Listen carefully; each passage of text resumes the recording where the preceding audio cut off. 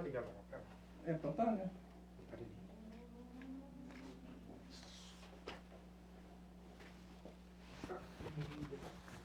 Pode começar? Boa noite a todas e todos. Sejam bem-vindos a mais uma live da Uninove, hoje em parceria com o Instituto Teotônio Vilela de São Paulo. O meu nome é professor Wilson Levi, sou diretor do mestrado em Cidades Inteligentes e Sustentáveis da Uninove, e hoje nós vamos discutir um assunto que está na crista da onda dos debates públicos do nosso Estado: a pandemia, a retomada econômica e a gestão pública.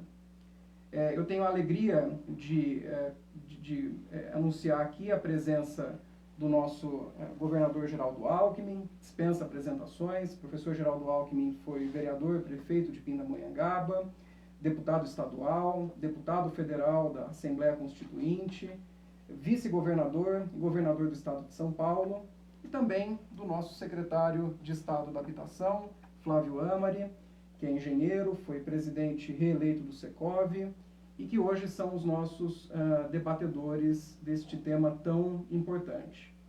Então, eu gostaria de começar dizendo que nós estamos a 1,5 metro de distância, por isso que eu estou sem máscara, então os nossos convidados também podem tirar suas máscaras, mas é sempre um momento muito importante, muito bacana para convidar todos a adquirir esse hábito, que é um hábito que vai nos acompanhar por um bom tempo.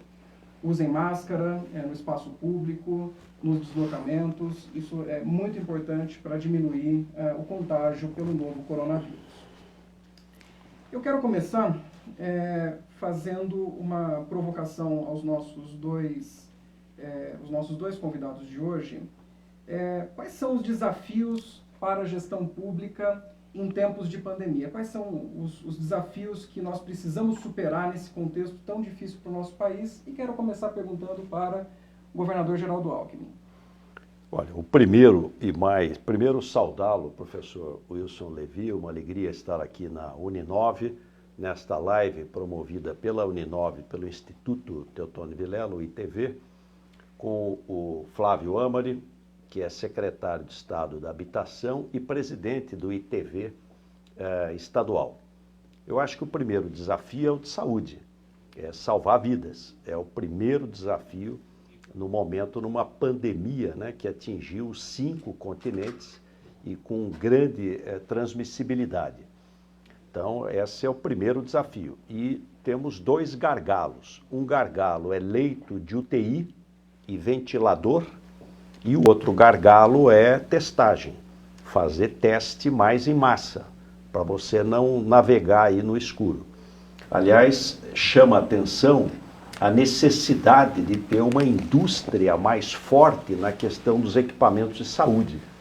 Eu exerci medicina na década de 70, década de 80, minha formação é anestesia, e o nosso aparelho de anestesia era o Takaoka.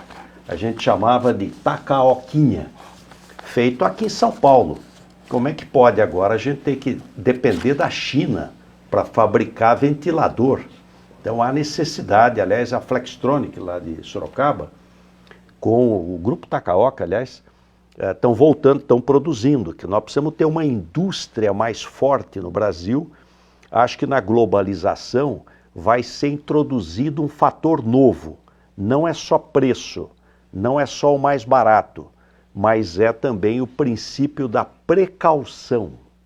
Na área de segurança alimentar, saúde, você precisa ter a precaução. Hoje a China, por exemplo, produz 90% da base da penicilina. Está todo mundo dependente da China. Então, eu vejo que vai mudar até um perfil um pouco da globalização. Mas o primeiro desafio é de saúde pública, porque enquanto não resolver a crise sanitária, você não consegue resolver a questão econômica. Elas andam juntas. E quanto mais rápido resolver a crise de saúde pública, mais rápido retoma a economia. O que precisa ser feito é seguir as regras da ciência, o isolamento ele é extremamente importante, a máscara, como aqui foi bem colocado, 2 metros de distância, álcool gel, enfim. O segundo desafio é social, porque só nesses 60 dias o Brasil perdeu 1,1 milhão de postos de trabalho formais. Então, o desemprego cresce. Por isso, foi muito boa a medida que o Congresso Nacional aprovou dos R$600 ou R$1.200 para a mãe chefe de família. 53 milhões de pessoas já receberam, para você evitar até fome, privação alimentar. E, de outro lado, o desafio econômico. A agricultura vai fazer um grande papel nesse momento, porque com dólar a mais de R$5, a exportação bomba. Quer dizer, com esse dólar as exportações vão crescer muito. Então o agronegócio brasileiro ele vai ter um papel importante para ajudar na retomada da atividade econômica. Chama atenção, só no caso nosso aqui de São Paulo, a questão do setor sucroalcooleiro, porque São Paulo é o maior produtor de cana-de-açúcar do mundo e tem uma dupla crise. Uma crise pela queda de consumo, caiu 40% o consumo de combustível, e uma crise pela queda do preço do petróleo. Então, é um setor que gera 2 milhões de empregos no estado de São Paulo. Mas eu diria que o primeiro desafio é salvar vidas, é combater o vírus, é buscar a vacina. O Instituto Butantan de São Paulo, que é o maior instituto soroterápico da América Latina, fez 2 protocolos com um instituto asiático e europeu, para a hora que ter aprovação você poder fabricar aqui. Tratamento, está todo mundo correndo para ter os melhores protocolos de tratamento. De outro lado, a questão social vai ter que prorrogar esse auxílio emergencial de R$600, vai ter que prorrogar um período um pouquinho maior. E de outro lado, na economia é injetar dinheiro, é ação anticíclica. O mundo inteiro está colocando recurso. E quero destacar a construção civil. O Flávio, que preside, presidente, temporariamente só afastado do Secov e secretário da Habitação, construção civil é emprego na veia. Então, um grande programa de construção civil vai ajudar também na retomada da economia. Secretário, nós temos acompanhado as medidas anunciadas pelo governador de retomada. O que o senhor tem de novidade para trazer para nós? Como é que isso tem sido feito no governo do estado? Boa noite, Levi. Boa noite, Geraldo. É um prazer estar aqui com vocês nessa live, onde a gente busca debater um pouquinho. Na verdade, a gente aprende quando a gente está do lado do Geraldo. O Geraldo tem uma visão ampla, um conhecimento profundo e detalhado de todos os assuntos. E a hora que a gente fala ainda da saúde, ainda tem uma pitada adicional da formação que ele tem. Na verdade, eu não sou engenheiro, eu sou administrador de empresa, Levi. Mas a formação, no geral, também como médico e a sensibilidade toda como governante que foi e ainda será, e conhece muito profundamente os temas, a gente vê a dificuldade que a gente vive hoje. Uma coisa que ninguém esperava, ninguém sonhava. Nos cenários mais pessimistas que todos poderiam traçar, não existia a possibilidade da gente viver o que nós estamos vivendo hoje. Então o desafio é enorme. Nós temos trabalhado muito dentro do governo de São Paulo, os secretários, o governador João Dória, o vice-governador Rodrigo Garcia, um trabalho muito intenso e de muitas horas, inclusive nos finais de semana, buscando construir alternativas para isso. E o Geraldo colocou muito bem os temas. E é nessa ordem mesmo. A primeira é a saúde. E isso tem norteado todas as decisões do governo. O objetivo claro de tomar todas as medidas necessárias para preservar as nossas saúdes. Até porque o vírus não escolhe classe social, gênero, idade, não escolhe nada disso. Pode acontecer com qualquer um de nós e as nossas famílias. Então é importante toda a cautela, o respeito e a prioridade número 1 de salvar vidas. A quarentena foi importante para que a gente pudesse equipar a estrutura do Estado atendendo a essas necessidades novas agora. O Geraldo colocou da dependência que nós temos dos equipamentos chineses e também dos insumos chineses. Mais de 90% dos insumos todos vêm da China.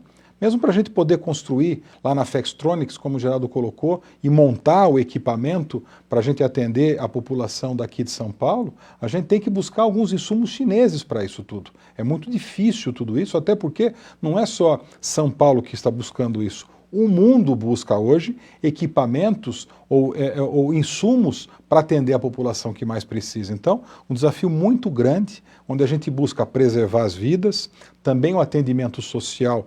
O Estado buscou distribuir cestas básicas num programa de alimento solidário, muitos empresários importantes ajudando de forma solidária na colaboração, mais de 600 milhões de reais já foram doados e a programação a gente fazer a entrega por 4 meses seguidos de 1 milhão de cestas na população mais carente do estado de São Paulo, ou seja, são 4 milhões de pessoas atendidas mensalmente para que não haja, como foi bem colocado pelo Geraldo, o problema da fome, porque o desemprego é acentuado.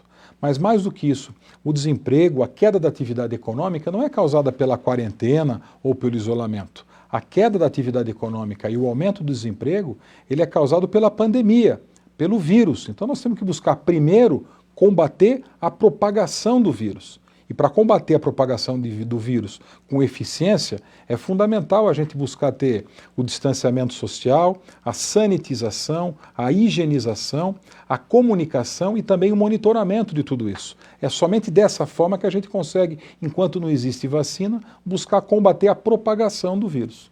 Muito bem. Nós temos aqui um processo em curso que foi anunciado de flexibilização da quarentena. Queria que o secretário falasse um pouco sobre como isso foi planejado, pactuado com o setor produtivo, como é que foi o desenvolvimento, a construção desses protocolos de flexibilização.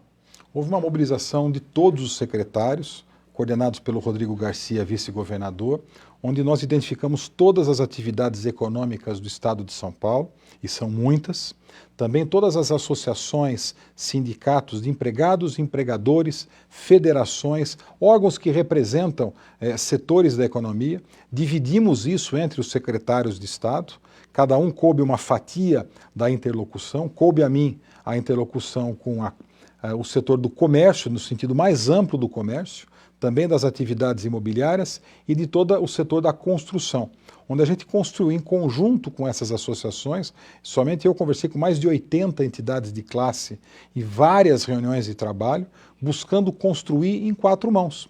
Sociedade civil organizada e o governo, para que a gente pudesse ter, como nós temos hoje, esses protocolos definidos setorialmente, ou seja, pactuados com os setores, onde a gente oferece agora, com o anúncio do Plano São Paulo, para que as prefeituras possam aprimorar, se entender que deve, ou assimilar e entender que esses são os protocolos ideais para implementar o Plano São Paulo nos seus municípios. E somado a isso, nós fizemos também, dentro do conceito municipalista, o diálogo também com os prefeitos, também a mesma divisão entre os secretários, coube a mim a interlocução com as prefeituras da região de Itapeva e de Sorocaba, foram 79 prefeitos, onde a gente também buscou pactuar, alinhar, compartilhar, definir critérios em conjunto de forma objetiva, transparente e que esses parâmetros servissem hoje para que o Plano São Paulo pudesse ser anunciado como foi na tarde de ontem aqui em São Paulo.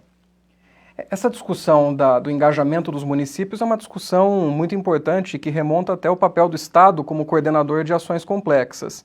Como que o senhor vê, governador, o papel do governo no diálogo com os municípios? Olha, é necessário. O Brasil é uma república federativa. Então, nós somos um país continental, né? País pequeno pode ser unitário. País continental, 5º maior país do mundo, como é o Brasil, precisa ser federativo. Então é preciso descentralizar, dar mais autonomia aos estados, mais autonomia aos municípios. Por isso o Supremo Tribunal Federal tomou a medida correta, quando disse, olha, o presidente, ele não pode impor aos estados e municípios uma regra única. Os estados e municípios têm que cumprir a determinação federal, mas pode exigir mais. Você não pode flexibilizar o que o governo federal, o mínimo que ele determinou, mas você pode exigir mais. Então isso foi sacramentado por uma decisão da Suprema Corte, do Supremo Tribunal Federal. E acho que está correto, porque nós temos situações muito díspares. O fato é que esse é um momento de humildade, porque está todo mundo aprendendo. Vírus novo, embora a família coronavírus seja antiga, você tem praticamente 8 vírus já identificados no ser humano e mais de 30 em animais, morcego, pangolim, vários animais. Tivemos em 2002, 2003 uma grande epidemia chamada SARS, mas foi mais limitada à Ásia. 10 anos depois, em 2012, 2013, outra grande epidemia chamada MERS, com alta letalidade, tudo coronavírus, mas foi limitada ao Oriente Médio, e agora em 2019, a Coronavirus Disease, né, Covid-19, porque foi descoberta no final do ano passado, e um vírus novo, SARS-CoV-2. O que se dizia naquela época? E o Flávio Amari colocou bem. Ninguém imaginava que ia chegar no mundo inteiro.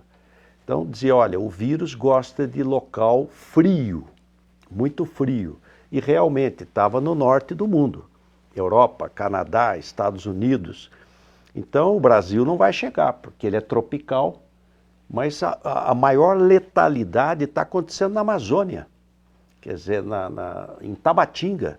Tabatinga, na Amazônia, tem hoje 82,8 mortos por 100 mil habitantes. E Letícia, na Colômbia, que é vizinha, só atravessar a rua, divisa Brasil e Colômbia, Letícia do lado de Tabatinga, tem 91 mortes por 100 mil habitantes. E o sul do Brasil, Paraná, Santa Catarina, Rio Grande do Sul, comércio aberto, tudo aberto e pouquíssimas mortes. Então, realmente, são fatos que, e num momento como esse, de desconhecimento, é humildade, e acreditar na ciência, é ter precaução, cautela.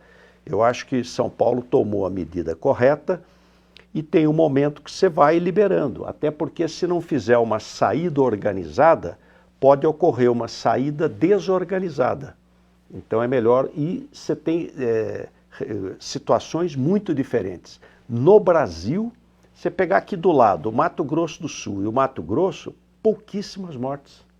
Aqui no Centro-Oeste, o sul do Brasil. E no próprio estado de São Paulo, você tem situações totalmente diferentes. Então, você tem que basear essa abertura, e ela é necessária, na questão epidemiológica, e aí quanto mais teste fizer, melhor, porque quanto mais teste fizer, mais você tem segurança em relação à evolução da população infectada, e de outro lado, retaguarda hospitalar, leito de UTI. E veja que a assistência médica hospitalar faz a diferença. Faz a diferença. Olha, pacientes com 80 anos de idade, 90 anos de idade, 100 anos de idade tiveram alta, sobreviveram. Olha a diferença que faz você ter um bom hospital e ter uma boa equipe trabalhando. Essa foi a lógica da quarentena. Dá tempo de você criar os hospitais de campanha, criar os leitos de UTI e agora acelerar a testagem para você ter segurança na abertura. Muito bem. Queria que o senhor falasse um pouco mais, governador, sobre a necessidade de observar os parâmetros da ciência. O senhor, como médico, alguém que lida com o fenômeno epidemiológico em campo, qual a necessidade de incorporar a ciência no debate sobre políticas públicas para uma tomada de decisão mais assertiva? Eu acho que nós vamos ter um grande legado de tudo isso. Aliás, há mais de 10 anos atrás, no Canadá, o Bill Gates, ele fez uma palestra dizendo o seguinte, olha, o nosso problema não é guerra, o nosso problema é micróbio. O risco é micróbio, não é... Então, o mundo, as potências mundiais, gastando fortunas verdadeiras com armamento bélico e não conseguem vencer um vírus, SARS-CoV-2. Alguma coisa está errada.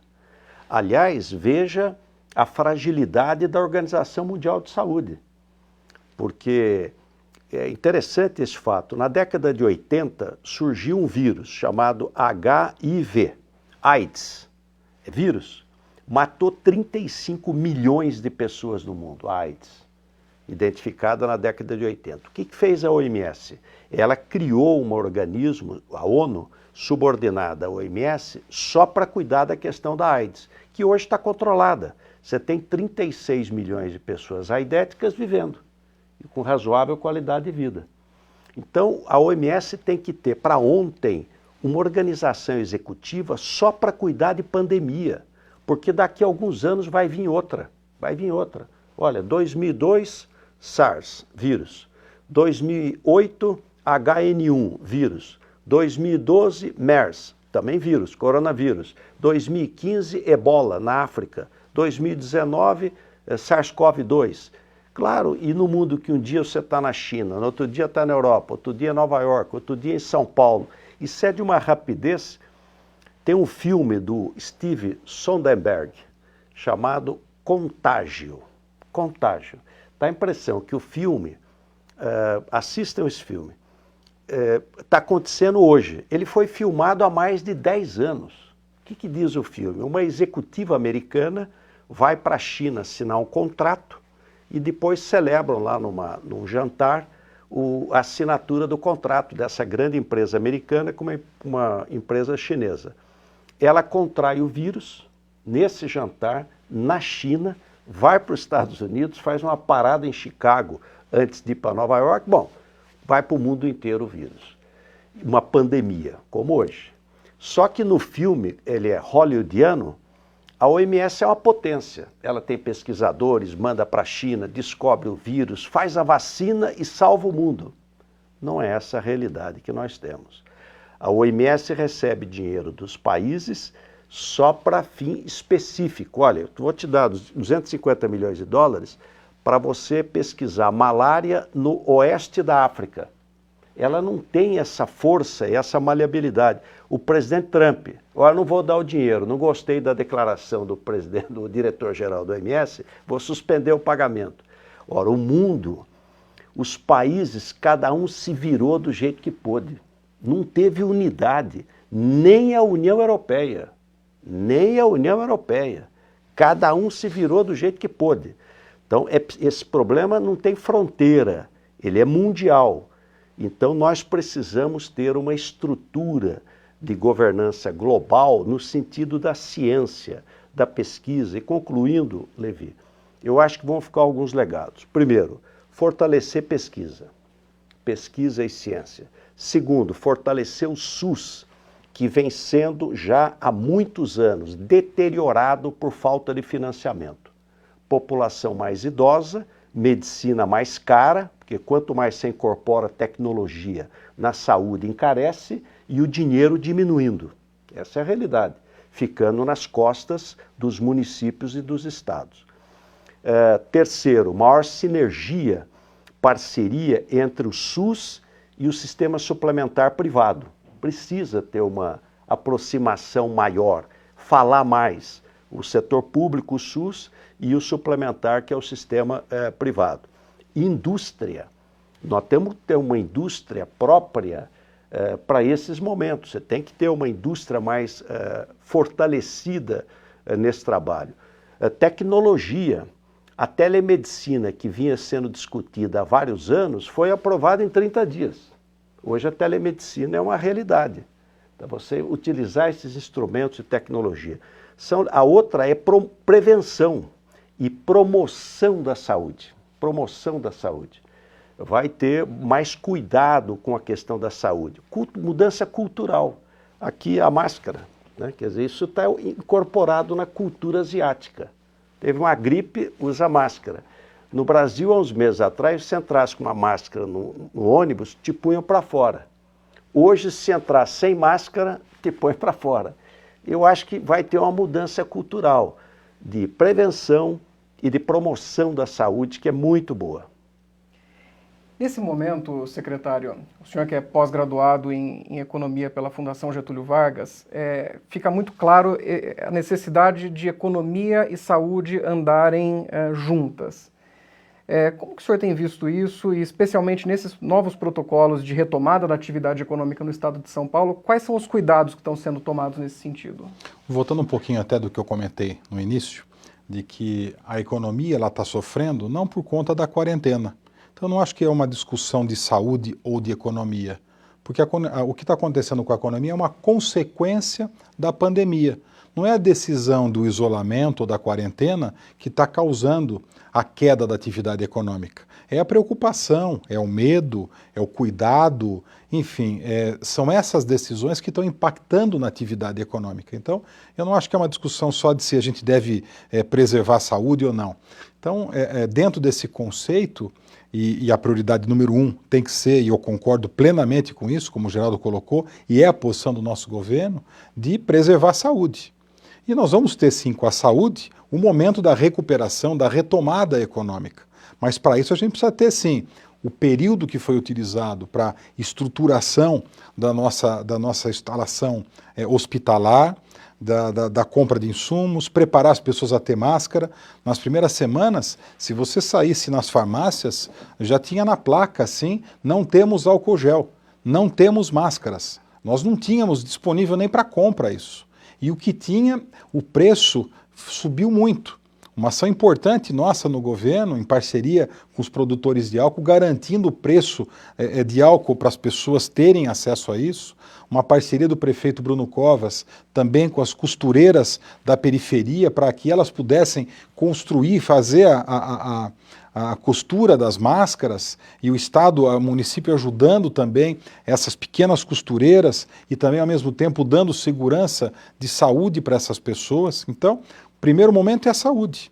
Mas a economia, ela vai ser recuperada quando as pessoas tiverem autoconfiança de novo, segurança para saírem para comprar alguma coisa no comércio ou no shopping, ou para comprar uma casa, um apartamento, um carro, fazer investimentos. O momento agora ainda é de muita preocupação, de muita tensão, e assim é importante que seja. As pessoas têm que continuar atentas no distanciamento social, ficando quietas na sua casa, saindo somente quando necessário, e se quando sai, com as precauções todas. Ou seja, vai ter o momento da recuperação, e a gente tem que buscar, enquanto Estado, buscar diminuir os custos do Estado, e daí eu citaria uma adicional ao que o Geraldo falou, que é a reforma administrativa. O Geraldo colocou vários pontos importantes, mas eu acrescentaria, Geraldo, um momento muito oportuno para o governo federal, até porque é uma decisão federal, uma reforma administrativa. É o momento agora da gente buscar fazer um ajuste fiscal e possibilitar um enxugamento da máquina pública, para que a gente possa ter, sim, recursos para investir, seja na farmácia que eu digo no sentido mais amplo da indústria farmacêutica, na pesquisa, nos nossos hospitais, ou seja, que a gente pudesse ter, sim, mais estrutura e uma melhor utilização dos nossos recursos públicos. O inchaço do Estado é muito grande, mas a gente precisa, sim, de uma decisão federal, de uma reforma administrativa que poderia até estar acontecendo, se não estivesse acontecendo tanta discussão desnecessária e tanta... eu não vou nem entrar muito nesse tema aí, vai, Levi, mas dá vontade de entrar. Depois, se você quiser, você levanta, a gente faz, vai? Mas se a gente pudesse ter foco agora no que realmente importa, e o que importa é saúde, recurso para investir em área social para ajudar as pessoas, recurso para incentivar e fomentar a retomada econômica. E a gente tem menos Estado.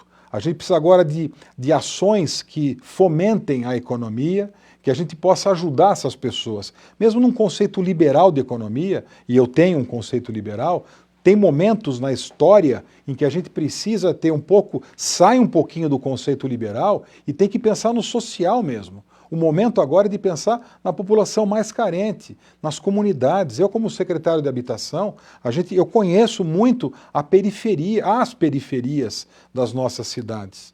Nós estamos construindo um mapeamento georreferenciado e com várias camadas, onde a gente tem condição hoje de ter todas as informações para saber exatamente onde tem uma pessoa com deficiência no estado de São Paulo, naquela rua. Quando tenha mais vulnerabilidade social, econômica, empregabilidade, equipamentos públicos, ou seja, várias camadas no mapeamento georreferenciado, onde a gente busca, assim, que com isso a gente tenha uma gestão, uma ferramenta de gestão para poder atender a população que precisa. Então são muitas ações importantes e eu acho que a gente tem que ter, sim, hoje, o discernimento de priorizar e ter foco no que mais importa. E hoje o que mais importa é combater a propagação do vírus para que a gente possa salvar vidas e olhar com muita atenção as pessoas mais vulneráveis da nossa sociedade. Há quem diga, secretário, que esse desafio da pandemia é o desafio de uma geração. Acho que talvez a nossa geração, nós que estamos na linha de frente desse combate, é provavelmente o desafio de uma geração inteira de pessoas. o enfrentamento da pandemia, o enfrentamento do coronavírus. E esse tipo de desafio é um desafio que envolve ações que não podem ficar apenas no campo da atuação do Estado, mas que, até isso é uma discussão de gestão pública, o Estado deve também ser o indutor e o articulador de ações feitas em conjunto com a sociedade e com o setor produtivo. O que o senhor acha? Como que isso tem sido levantado no governo, o papel do setor produtivo, através, por exemplo, do Comitê Empresarial Solidário e do diálogo com as centrais de empregadores e de empregados no estado de São Paulo? Eu ampliaria com as notícias e os dados claros que o Geraldo colocou, quando ele coloca cronologicamente as evoluções ruins até, né, Geraldo? Onde a gente tem ali vários anos, onde a gente teve ali a contaminação, umas um pouco mais centralizadas ou regionalizadas e outras mais espalhadas como agora. E talvez a gente tenha outras ainda, onde a gente vai ter talvez que ter mais atenção com o momento que a gente vive agora. E que a gente possa estar mais bem preparado para isso. O exemplo bem colocado aqui do Geraldo de comparar a indústria de armas e armamentos, a indústria bélica, e a indústria de pesquisa e de farmacêutica, é um exemplo claro de que a gente precisa repensar um pouco as prioridades, e não é de São Paulo, prioridades do mundo, onde a gente tem que buscar rever um pouco mais quais são as reais necessidades nossas. Dentro dessa linha, e daí indo na sua pergunta, no seu comentário, Levi, a gente tem que buscar também, assim a gente está fazendo, colocar para as pessoas a importância da solidariedade, da cooperação, da importância de que o comportamento individual interfere no coletivo e que a gente só vai conseguir ter uma melhora se a coletividade funcionar melhor. Ou seja, e dentro dessa linha, nós temos várias interlocuções sendo feitas. Todas as segundas-feiras nós nos reunimos com um grupo de empresários solidários em que buscam com essas doações, com ajudas, seja de recurso financeiro ou de bens ou serviços, para ajudar a população mais carente. Mais de 600 milhões de reais já de doações auditadas pela Pricewaterhouse, onde a gente busca, sim, ajudar as pessoas com alimento solidário, com kit de higiene, para que a gente possa dar atenção para quem realmente precisa. E somado a isso também, outros grupos onde a gente pode compartilhar o que a gente está fazendo, seja no mundo empresarial, no mundo político, no mundo social, onde a gente pode compartilhar tudo isso com as pessoas para mostrar as decisões. Que, como o Geraldo colocou também, é uma novidade para todos nós tudo isso. Nós estamos aprendendo dia a dia.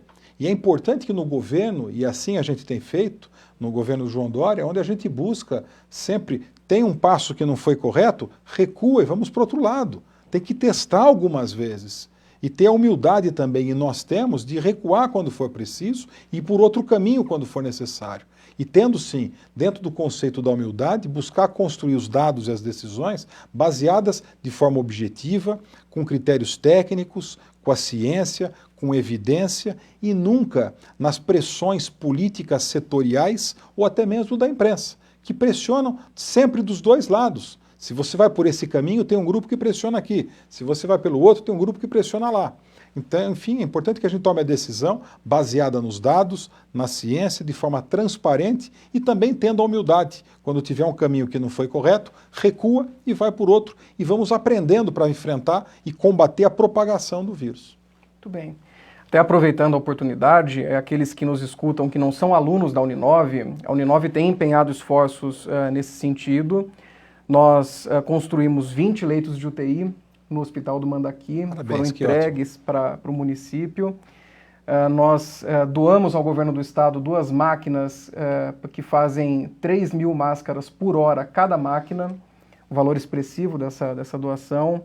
E no âmbito das atividades acadêmicas, a Uninove adquiriu 200 mil chips de telefones celulares, um chip para cada aluno, e mais de 3.000 telefones celulares para os professores para a continuidade das atividades acadêmicas. Então, temos também uma ação social expressiva, nós articulamos a doação de mais de 18 mil cestas básicas para famílias carentes atendidas pela Uninove e estamos fazendo também a nossa parte. Aproveitando agora que é uma discussão que acontece num mestrado... Professor Levi, só complementando, e nos 6 municípios onde a Uninove tem faculdade de medicina, ela tem investido fortemente. Bauru, São Bernardo, Mauá, Osasco, Guarulhos e São Paulo. Sim. Construção de ajudando, equipamento hospitalar, construção de UPAs, pessoal, recursos humanos, tem feito um investimento maciço, passando o dinheiro para as prefeituras municipais. Com certeza, com certeza. E aproveitando que nós fazemos essa discussão também no âmbito do mestrado em cidades inteligentes e sustentáveis, quero fazer uma pergunta aos nossos 2 convidados sobre qual o papel das cidades e quais os cenários para as cidades no momento pós-pandemia. Governador, por favor. Olha, primeiro, independente da pandemia, se você pegasse pesquisas o ano passado, o ano retrasado, do Oiapoque até o Chuí, Brasil inteiro, cidade pequena, média e grande, qual era a primeira prioridade? Saúde. Impressionante. Quer dizer, aliás, é até um paradoxo, né?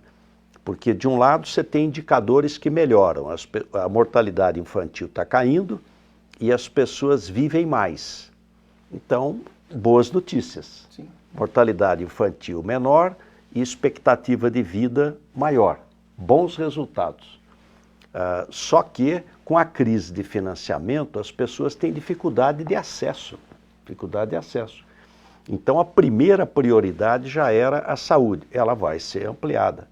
Tem um trabalho interessante mostrando o seguinte: a Segunda Guerra Mundial mudou o mundo. Foram 6 anos de Segunda Guerra Mundial, fora os 4 anos da Primeira Guerra. Então foi criada a ONU, OTAN, OIT, OMS, GATT. Uma pandemia dura de 6 meses, no máximo 12, 18 meses. Ela não muda essencialmente, estruturalmente o mundo, mas ela é um catalisador. Ela acelera tendências. Então, tendências que já vinham, elas são aceleradas.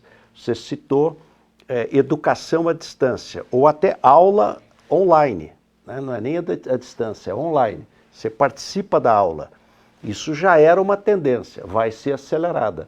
Quer dizer, você catalisa, você acelera tendências que já existiam.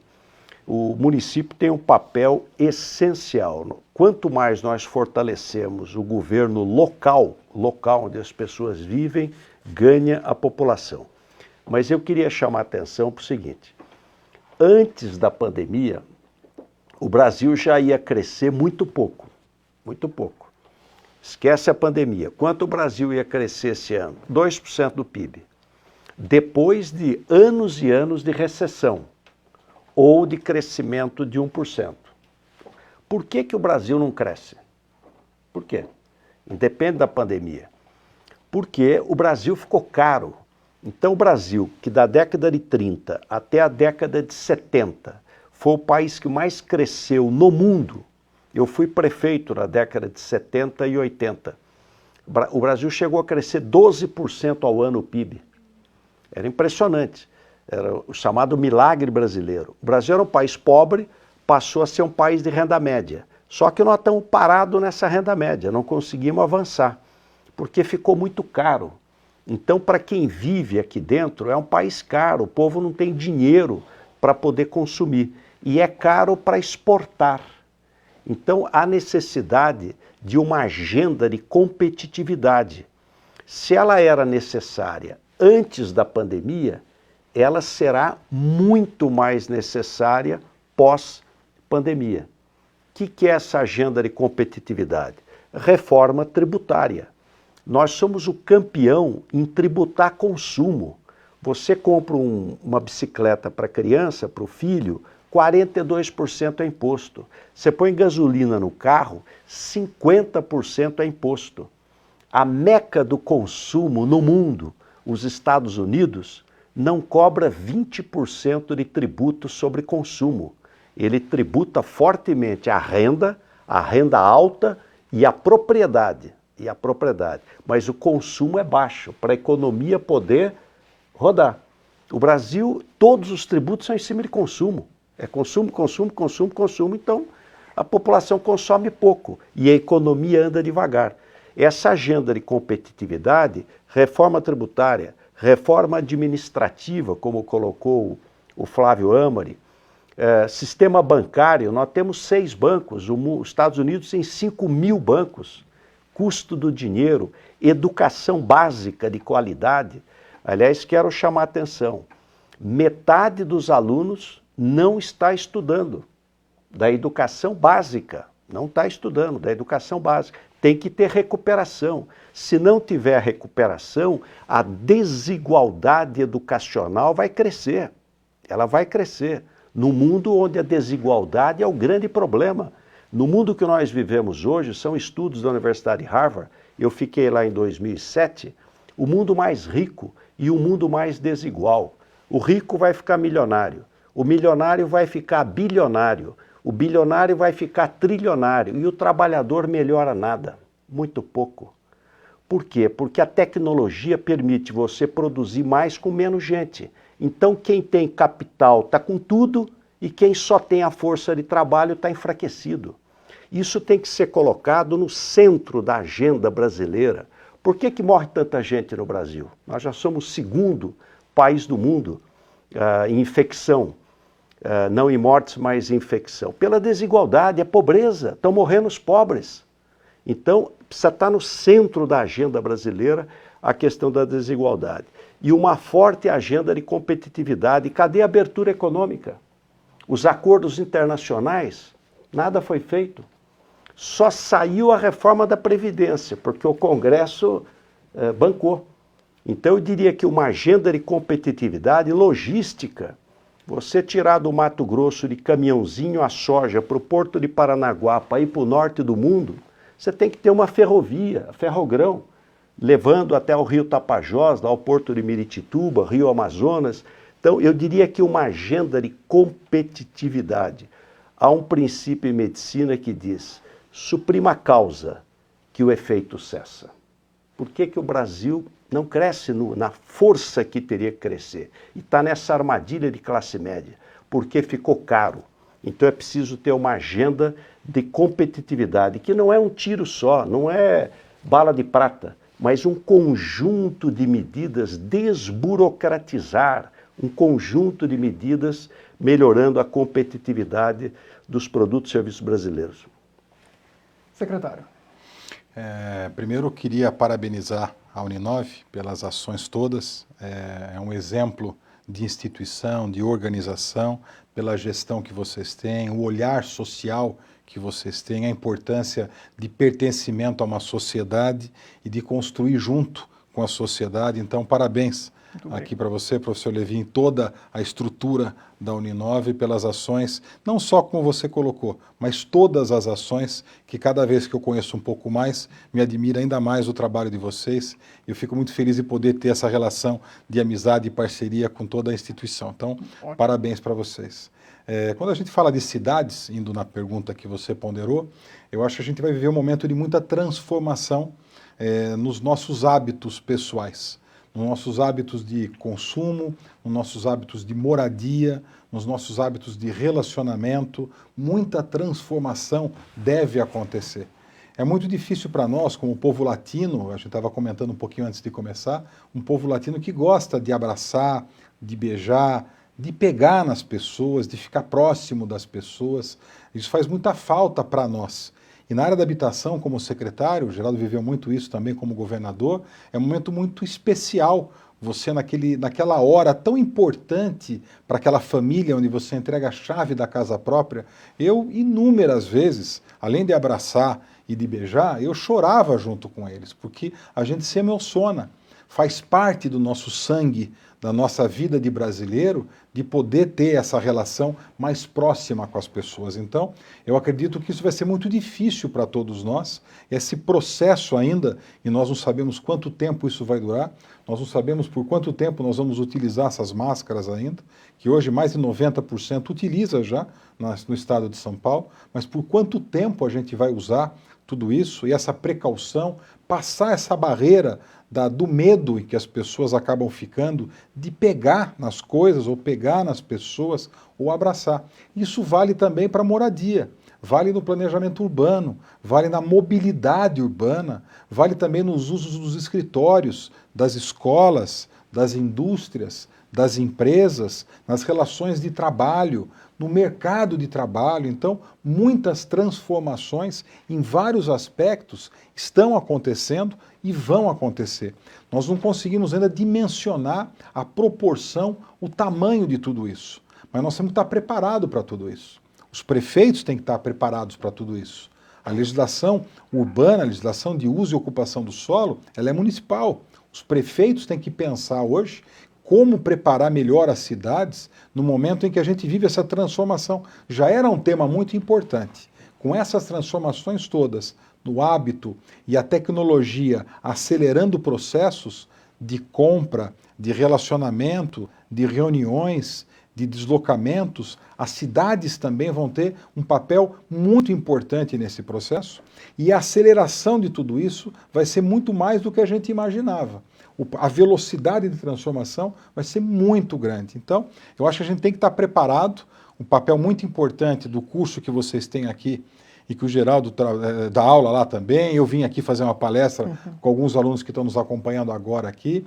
A discussão das cidades inteligentes, ela se torna ainda mais importante e eu acho que a gente vai chegar mais rápido do que a gente imaginava, com toda a tecnologia e a predisposição, não só das pessoas que já estavam acostumadas na utilização da tecnologia, mas pessoas até idosas, que não tinham nem noção de como funcionava a tecnologia e hoje conversam com seus netos pelo telefone smartphone, ou pelo iPad, ou pelo computador, usando o Skype, o Zoom, o WhatsApp, ferramentas que nem se conheciam. E a gente hoje usa com muita frequência, muito mais do que a gente imaginou que utilizaria com essa velocidade de transformação.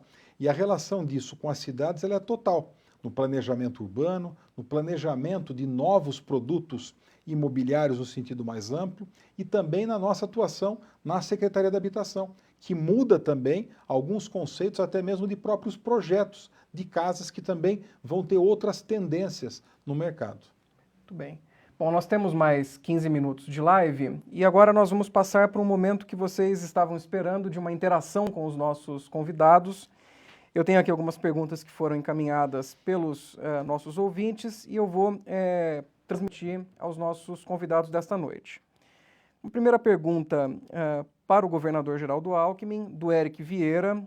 O Eric pergunta o seguinte: dentro dessas iniciativas que estão sendo tomadas, o que o médico Geraldo Alckmin acredita que está faltando para enfrentar a Covid? Olha, Eric Vieira, muita coisa foi feita, especialmente aqui em São Paulo. Foram mais de 2.000 leitos criados só aqui na capital, fora o que foi feito em todo o estado de São Paulo. Ventiladores, UTI. Eu diria que a questão da testagem, de você fazer mais testes, ela é necessária. A outra, eu vi até que a Prefeitura de São Paulo tomou uma boa iniciativa de disponibilizar os CELS para quem precisar ficar lá.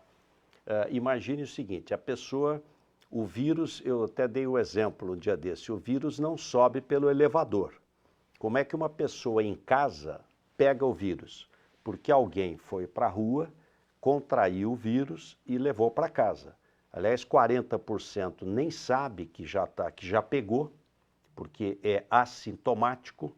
40% é sintoma de gripe, aquilo passa quase despercebido, e 20% sim pode comprometer a questão pulmonar e 5% precisar de UTI. Aliás, eu vi uma pesquisa um dia desse, Eric, que a maior preocupação das pessoas não é pegar o vírus, mas é transmitir para a mulher, para o pai, para a mãe. Essa é a maior preocupação das pessoas. E às vezes a pessoa trabalha, ela tem que sair, depois volta para casa e às vezes a casa é muito pequena e tem população de risco, tem idosos. Então você possibilitar que essas pessoas tenham outro local onde ela ficaria com segurança ajuda. Quer dizer, eu acho que a questão Claro que a economia precisa ter uma abertura, ela vai tendo gradualmente, com segurança, por região, porque é diferente a situação de cada região, mas a questão do teste e de isolar a pessoa que contraiu o vírus e tomar essas precauções do distanciamento, da máscara, do álcool gel, são positivas. Mas eu acrescentaria, Wilson Levy, um outro aspecto das cidades e da retomada da economia. O que eu acho que pode acontecer? Com dólar a mais de R$ 5, vai ficar muito caro sair do Brasil. Então, o pessoal que ia para Miami, Europa, muito caro, com dólar a mais de R$ 5. Então, a hora que retomar a atividade econômica, tem uma grande oportunidade para crescer o turismo interno. Ficou barato vir para o Brasil, porque a moeda nossa está desvalorizada, e ficou caro sair. Então você tem uma oportunidade enorme das pessoas conhecerem São Paulo, as estâncias turísticas, as estâncias climáticas, as estâncias hidrominerais. Você tem uma força, turismo rural, turismo religioso. Muita gente conhece Miami e não conhece São Paulo. E o setor de serviços é que segura o emprego, é o setor terciário da atividade econômica. Então, eu acho que as prefeituras, as cidades, os municípios deveriam se preparar para essa oportunidade pós-pandemia, que as pessoas vão querer sair, vão querer sair um pouco desse isolamento, conhecer o estado de São Paulo. Então, um belo programa de turismo interno, né, que eu acho que cria uma oportunidade nova. Muito bem. Levi, só complementando do Geraldo do Turismo, nosso secretário de Turismo é o Vinícius Lumertz, que foi ministro na gestão passada do presidente Temer, e ele tem desenvolvido muitas relações justamente nessa direção, Geraldo, com os prefeitos das instâncias turísticas, ou seja, de polos turísticos do estado de São Paulo, e com uma visão exatamente nessa direção, de buscar construir em conjunto com essas prefeituras, com as instâncias, entendendo que o turismo vai ser muito mais regionalizado, as pessoas vão ficar preocupadas até de utilizar empresas aéreas. Vai ser um turismo também com espaços mais abertos, onde as pessoas vão querer ficar menos naqueles hotéis fechados e mais em campos abertos, como você colocou, nesses espaços todos que nós temos no nosso interior de São Paulo, as praias, e também de uma faixa etária diferenciada. Os idosos tendem a viajar um pouco menos agora, e os jovens tendem a viajar um pouco mais, mas mais próximos. Então, uma nova dimensão para o nosso turismo, e turismo em São Paulo, onde a gente tem aqui 46 milhões de brasileiros e que vão viajar mais por São Paulo, conhecendo os nossos 645 municípios. Viagens mais próximas, né? Próximas. De menor distância, onde a pessoa se distrai, conhece, tem entretenimento, faz bem para a cabeça. E coisas que nem nós mesmo conhecemos. Tem coisas maravilhosas do estado de São Paulo. Muito bem. Você conhece todos. Uma pergunta ao secretário Flávio Amari, da Natália Rocha Fernandes. E ela pergunta o seguinte: a pandemia acelerou a digitalização do Estado? Eu acho que sim. Na verdade, nós começamos o processo do São Paulo sem papel, já no início da nossa gestão. Agora, o que aconteceu acelerou todos os processos de digitalização, da tecnologia, do virtual. Embora a gente já estivesse nessa fase do São Paulo sem papel, nos nossos despachos todos, ofícios todos digitalizados dentro do governo, mas muitas coisas acontecem hoje e de forma mais rápida do que a gente imaginou que ia acontecer.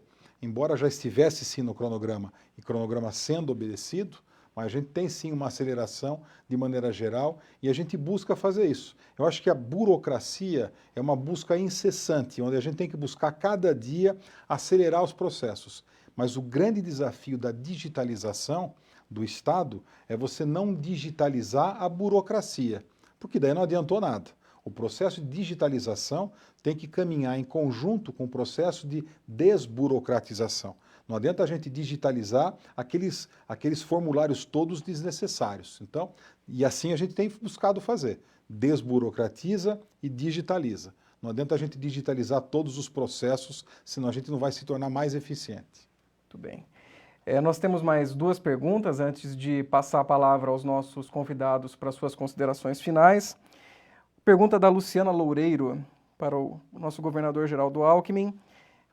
Como médico e político, o que fazer para que a maior autoridade do país dê o bom exemplo para o combate da pandemia? Olha, Luciana Loureiro, nós temos 3 crises. Uma crise sanitária, né, de saúde pública, que é um vírus novo, não tem vacina e tratamento ainda. Uma crise social, porque com a retração da atividade econômica aumenta o desemprego e a perda de renda. Uma crise econômica, porque muita empresa não vai conseguir sobreviver. E, além disso, uma crise política. E a crise política ela é muito complicada, porque o governo sem dinheiro, o déficit primário, o Brasil já vinha numa crise fiscal. O ano passado, o déficit primário, sem pagar a dívida, chegou a quase 100 bilhões de reais. Esse ano pode passar de 7%, 8% do PIB, o déficit primário do governo central. Você precisa de investimento privado. Quem vai investir se você não tiver segurança jurídica e estabilidade política? Então, evidente que há necessidade, é preciso serenar os ânimos da crise política. E o presidente da República é o exemplo, ele é o primeiro mandatário e também o primeiro servidor do povo. Todos os governantes, presidente, governador, prefeito, todo mundo da administração são servidores do povo. São eleitos para trabalharem, para prestar serviço à população. Eu vejo que no começo da crise ainda era possível, porque até alguns médicos infectologistas achavam que não era tão grave. Você pegar janeiro, fevereiro, até alguns médicos diziam, olha, é melhor se preocupar com o sarampo, melhor se preocupar com a dengue, que também é vírus, porque não vai chegar aqui o vírus da Covid, o SARS-CoV-2. Mas depois que chegou, até o Trump mudou de opinião, mudou de ideia. Então eu faço votos que o presidente da República deu exemplo, no sentido de, olha pessoal, esse momento de cuidar da vida das pessoas, de precaução. E claro, vai abrindo onde pode. Então por isso é importante ele ter mais teste, porque a testagem em massa, ela permite você dizer, aqui eu posso abrir com segurança, aqui precisa esperar um pouco mais. Então é super importante a gente se preparar até para o futuro, para ter um trabalho de testagem em massa. Bem. Secretário, uma pergunta, na verdade são duas muito próximas, então vou fazê-las rapidamente. O Anderson Campos pergunta, quais são as primeiras medidas econômicas a serem tomadas em nível estadual para a retomada do crescimento? E, nesse mesmo sentido, o Eric Vieira pergunta quando serão realizados novos sorteios das unidades habitacionais pela Secretaria de Habitação. Eu vou querer dar um pitaco Por favor. do Geraldo também. Eu não tenho dúvida nenhuma que se nós tivéssemos um presidente liderando o nosso país, o impacto hoje seria muito diferente. Esse posicionamento do nosso presidente e muito atrapalhou as ações, principalmente nos estados que foram estados mais problemáticos de todo o processo. São Paulo é o epicentro da pandemia. E essas atitudes do presidente atrapalham muito e interferem no comportamento das pessoas. Nós temos nos nossos gráficos de taxas de isolamento, Geraldo, no pronunciamento do presidente da República, reflete de forma imediata na queda do nível de isolamento das pessoas. Então, além de não colaborar, ele muito atrapalhou no processo de evitar a propagação do vírus. Então é muito ruim tudo isso, e a gente espera ainda que em algum momento tenha o discernimento de ter um posicionamento mais alinhado, não com os governadores ou com os prefeitos, mas com o mundo inteiro pensa de uma forma. É importante que a gente faça exatamente isso. Enfim, em relação à retomada econômica, existem limitações constitucionais. Quando a gente tem hoje o presidente da República, o governo federal, pode emitir títulos, pode imprimir moeda, o governo do estado não pode fazer isso. Então, é fundamental a aprovação como de fato foi feita e também a sanção presidencial da ajuda financeira aos estados e municípios, que com essa forma nós conseguimos ajudar um pouco mais também as empresas, as pessoas, e a gente pode sim, em conjunto, ter uma retomada econômica mais bem incentivada.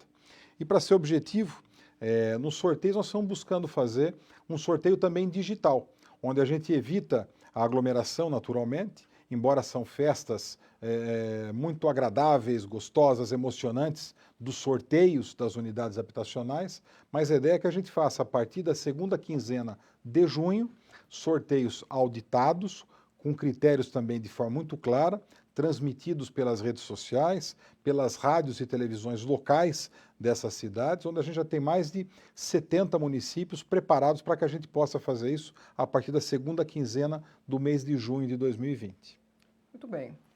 Então, antes de passar a palavra ao governador Geraldo Alckmin para fazer as suas considerações finais, eu gostaria de agradecer a presença de todos até aqui. Nós estamos chegando ao final da nossa live de hoje e quero, aqueles que não são alunos da Uninove, quero convidá-los a se informar sobre os nossos cursos.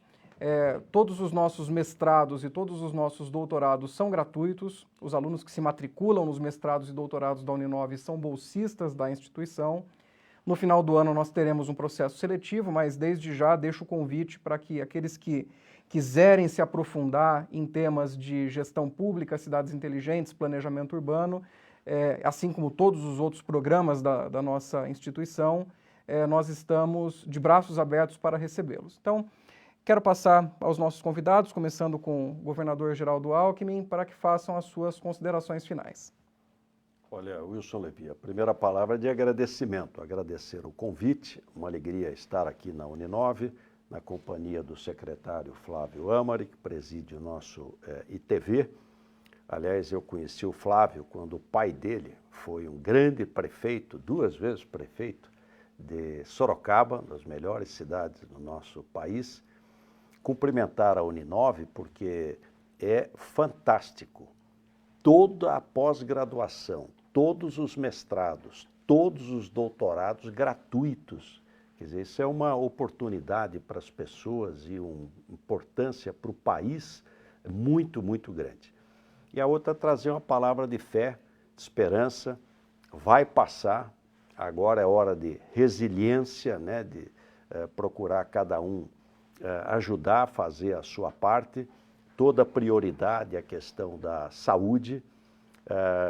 Geralmente as epidemias duram de 13 a 14 semanas, então nós vamos chegando no pico, depois tende a estabilizar e depois deve cair. Mas precisamos ter cuidado, porque ninguém sabe se isso não pode ter mais de uma onda. Então, alguns países que abriram rapidamente, depois tiveram um susto com o crescimento da doença. Então, seguir rigorosamente os protocolos do ponto de vista epidemiológico. Na área social, todo o apoio à população que precisa mais, pessoas que de trabalho intermitente, do Bolsa Família, de menor renda. O governo federal precisa ser mais rápido. O presidente da República deveria ter um comitê de crise interministerial. Quando o presidente Fernando Henrique houve a crise da energia, ele pegou o Pedro Parente.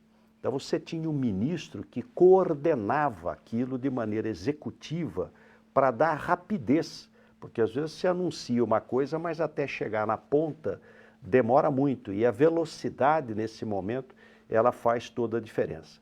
Mas vai passar, a economia, se Deus quiser, vai acabar se recuperando, o agronegócio brasileiro vai fazer diferença, precisamos fortalecer a indústria e os serviços, o grande empregador. E eu tenho certeza que nós vamos sair com uma saúde ainda mais forte.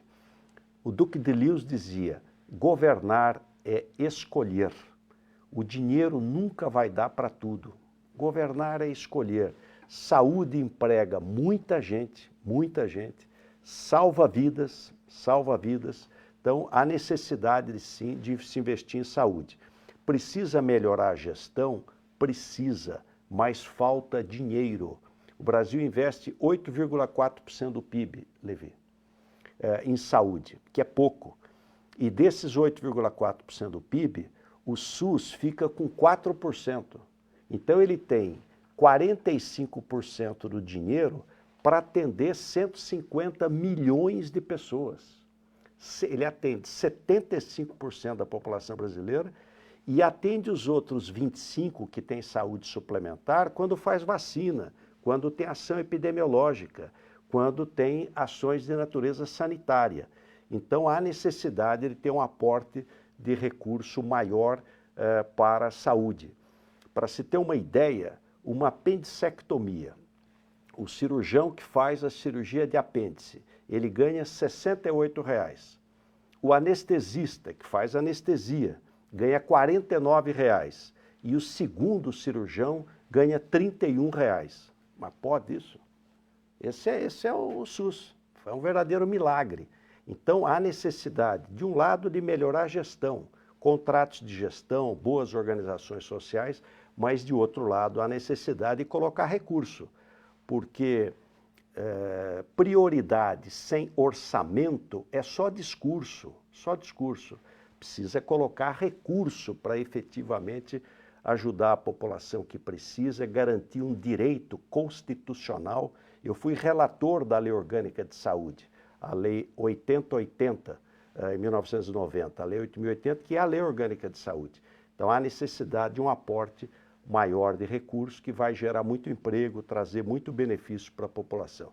Mas agradecer muito a audiência de todos vocês que nos honram aqui com a sua participação.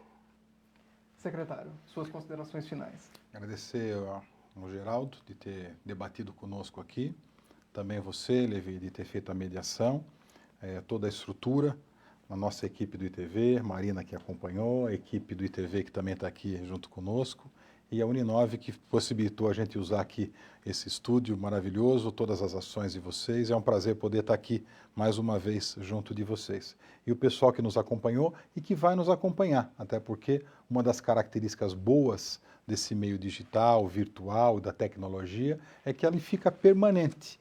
E a gente tem sim essa audiência que ela acaba sendo replicada. As pessoas acabam vendo, às vezes um pedacinho aqui, um outro ali, mas a gente acaba tendo a possibilidade de compartilhar um pouco das informações, dos pensamentos, das crenças, do que a gente acredita com cada um de vocês que nos acompanhou aqui. Seja do grupo do ITV, seja do grupo da Uninove, ou das pessoas que nos acompanham nas redes sociais. Então, agradecer a cada um de vocês que pôde dedicar esse tempo agora à noite para ouvir um pouco a gente, falando um pouco desse momento difícil que a gente vive. E eu penso também, como você, Geraldo, eu também tenho no meu sangue o otimismo. Eu sou uma pessoa otimista, mas ao mesmo tempo eu acredito que o otimismo, a sorte, só vem quando a gente acorda cedo, a gente trabalha bastante, a gente busca construir um futuro melhor. Não sentado esperando, mas acordando cedo, trabalhando, pesquisando e sempre buscando trabalhar com seriedade, com comprometimento, com vontade, com energia. Eu acho que quando a gente faz tudo dessa forma, o otimismo que fica no sangue, a sorte que a gente acredita, de forma natural acaba acontecendo. Então, eu acredito que a gente vai ter sim momentos melhores para frente, mas para isso é importante que a atitude de cada um de nós, e de forma individualizada, que vai interferir na coletividade, que cada um tenha sim a responsabilidade, o comprometimento, a consciência de que nesse momento é fundamental o distanciamento social, a higienização, a sanitização, enfim, atitudes em que cada um de nós vai construir um futuro melhor para toda a sociedade do nosso entorno. Então, uma boa noite a cada um de vocês e obrigado mais uma vez pela mediação. Bom, então agradeço por fim a presença de todos. Agora a gente veste as nossas máscaras novamente e tenham todos uma boa noite e até o nosso próximo encontro.